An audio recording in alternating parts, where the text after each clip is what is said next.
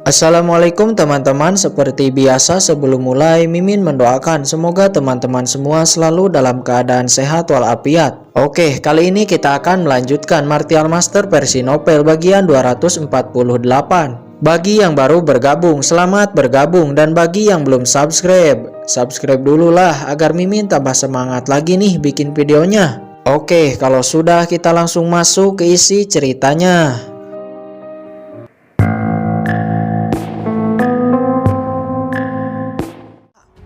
Apa? Tidak mungkin. Metode macam apa itu? Sangat menakutkan. Itulah yang dikatakan orang-orang di sana di dalam keterkejutannya. Di saat melihat kematian Joe Puppet yang begitu mengenaskan, mereka sama sekali tidak mengetahui metode apa yang digunakan Qin-Chen sehingga dapat dengan mudah membunuh Joe Puppet. Orang macam apa yang telah diprovokasi Mo Xiang? Tekniknya begitu menakutkan. Untungnya Royal Best Villa saya tidak bertindak gegabah sebelumnya, ucap Mo Xincheng di sana.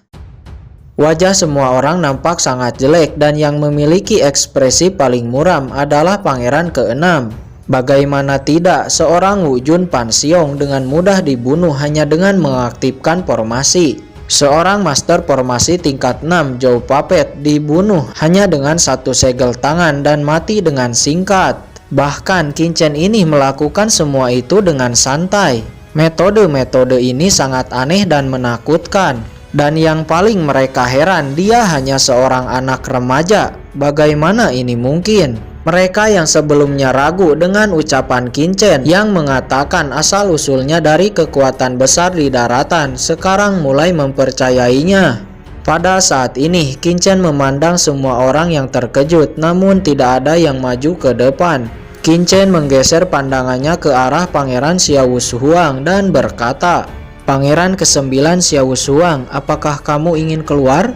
Kemudian Xiao Shuang menjawab, "Ya teman, saya ingin keluar."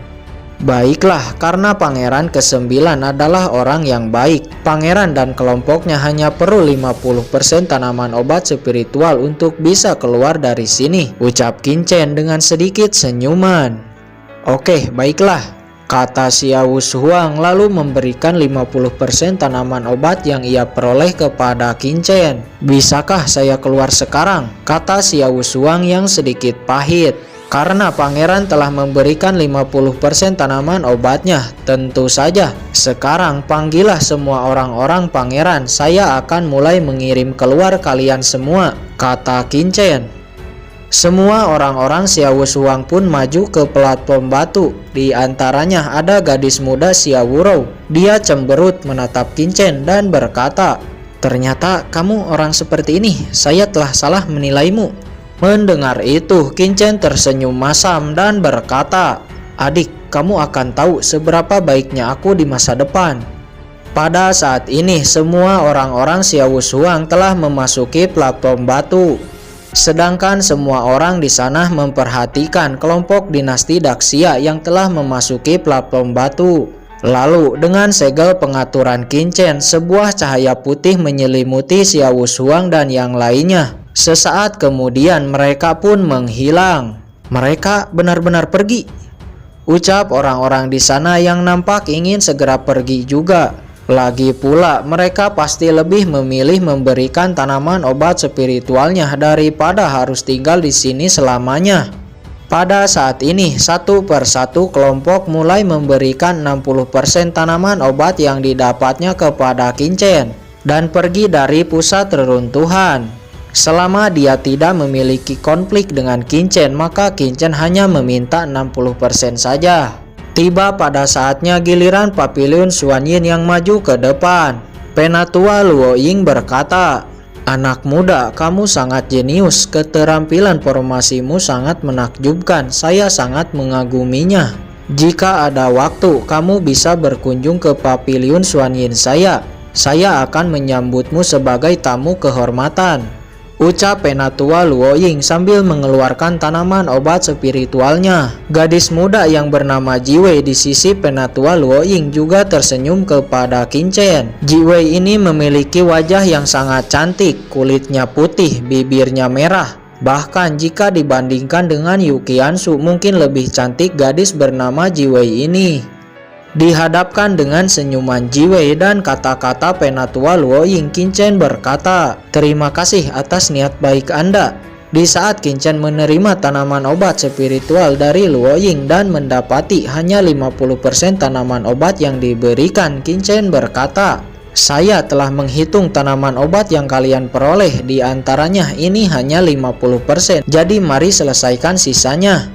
Yang mulia, Papiliun Suanyin kami akan menjadikanmu teman dan membuatmu menjadi tamu kehormatan Papiliun Suanyin kami. Dengan reputasi Papiliun Suanyin kami, bahkan sebuah dinasti tidak akan berani menyinggung kami. Jadi tolong beri kami keringanan, jumlah 50% juga sudah sangat banyak, ucap Penatua Luoying. Saya tidak akan menarik kata-kata saya. Jika kamu tidak memberikan 70%, kalian silahkan keluar dari platform batu itu, kata Qinchen dan merubah ekspresinya menjadi sangat dingin.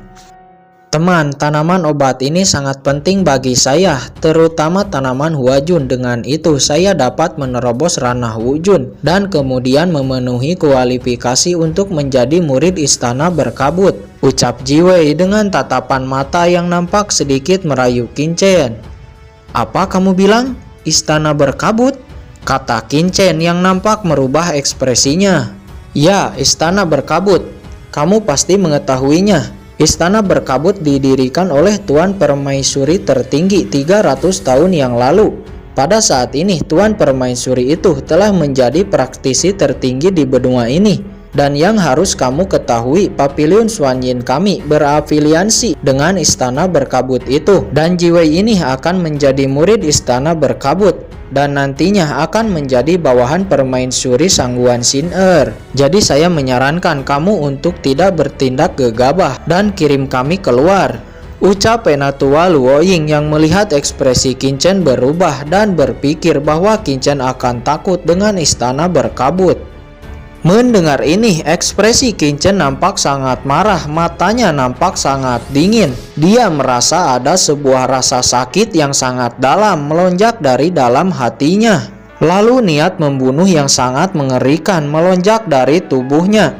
Sesaat Luoying dan Jiwei merasakan sedikit ketakutan di saat Qinchen memandangnya. Walaupun basis kultivasi Qinchen masih rendah, untuk alasan yang tidak diketahui, di saat mereka melihat tatapan dingin Qinchen, mereka merasa sangat-sangat takut. Bagaimana anak ini bisa begitu nampak sangat menakutkan, kata Penatua Luoying di dalam hati. Bahkan budak hitam yang ada di samping Qinchen juga memandang dengan heran. Karena ini adalah pertama kalinya selama budak hitam mengikuti Qinchen, dia belum pernah melihat ekspresi Qinchen seperti ini.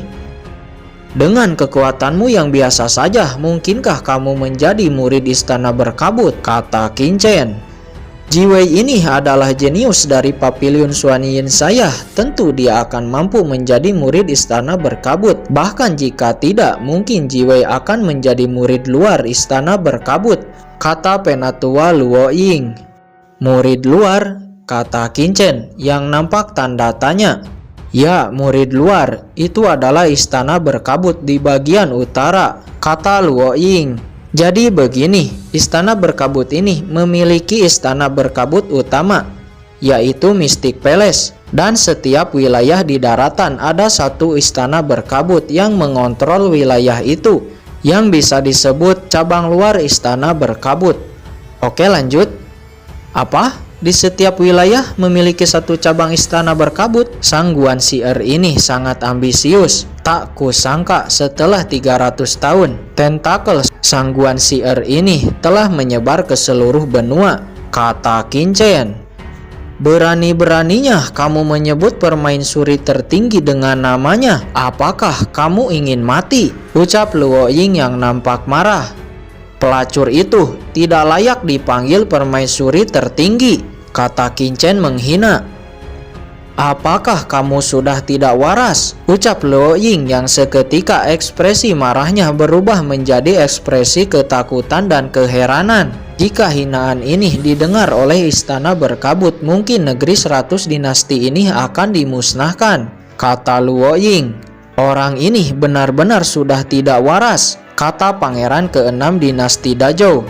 Dan orang-orang yang lainnya juga nampak terkejut dan tercengang. Orang ini benar-benar berani berkata seperti itu. Walaupun mereka hanya mengetahui sedikit, tapi satu hal yang mereka yakin tahu, bahwa Mystic Palace atau istana berkabut ini adalah salah satu kekuatan tertinggi yang ada di benua ini. Sesaat kemudian kemarahan di hati Qin Chen perlahan-lahan pulih. Lalu wajah Qin Chen nampak pahit ketika menyadari bahwa kekuatannya saat ini masih terlalu rendah dan tidak memenuhi syarat untuk menantang Sangguan Xi'er. Tunggulah Sangguan Xi'er, suatu hari nanti saya akan datang kepadamu dan mengambil kembali semua milikku, gumam Qin Chen yang nampak bertekad dan bersumpah di dalam hatinya. Saya berubah pikiran. Sekarang kalian harus menyerahkan 90% tanaman obat spiritual yang kalian peroleh untuk keluar dari sini. Jika tidak, kalian tinggallah di sini selamanya sampai mati, ucap Qin Chen sambil memandang orang-orang Papiliun Xuanyin dengan dingin. Apa? 90%? Ucap penatua Luo Ying. Dari wajahnya jelas dia menolak memberikannya. Karena kamu tidak mau, maka turunlah, ucap Qin Chen dan mendesak formasinya. Lalu orang-orang Papiliun Xuanyin terjatuh keluar platform batu. Ayo, siapa lagi yang ingin keluar dari sini? Kata Qin Chen sambil menatap kelompok lainnya dan mengabaikan orang-orang Papiliun Xuanyin. Luo Ying, seorang wujun tahap tengah dan juga merupakan penatua Papiliun Xuanyin, diusir seperti anjing oleh Qin Chen di bawah tatapan semua orang. Ini adalah sebuah penghinaan yang tidak pernah ia alami selama hidupnya. Bocah, aku akan membunuhmu, kata Luo Ying. Dia sangat marah dan sebuah pedang muncul di tangannya, bersiap ingin menghantam formasi pertahanan Qin Chen. Di saat dia akan menyerang, tiba-tiba sebuah tangan menghentikannya. Tuan, tenanglah. Bocah ini bukan bocah sembarangan. Terlebih lagi jika Tuan membunuhnya, kita akan terjebak di tempat ini selamanya, kata Ji Wei. Setelah melihat perlakuan Qin Chen kepada Papiliun Xuanyin, orang-orang di sana nampak tidak ingin lagi menawar ataupun menggunakan identitasnya, dan dengan sukarela memberikan 60% tanaman obat spiritualnya kepada Qin Chen. Dan Qin Chen pun dengan senang hati menteleportasi orang-orang itu keluar. Pada saat ini hanya tersisa 5 kelompok terakhir yang masih berada di pusat reruntuhan. Di antaranya Papiliun Xuanyin, pangeran ke-6 dari dinasti Dazhou, Royal Bespila, Orde Hitam, dan yang terakhir Penatua Sekte Setan Darah. Penatua Sekte Setan Darah ini dari tadi hanya melihat dari jauh dan tidak melakukan apapun.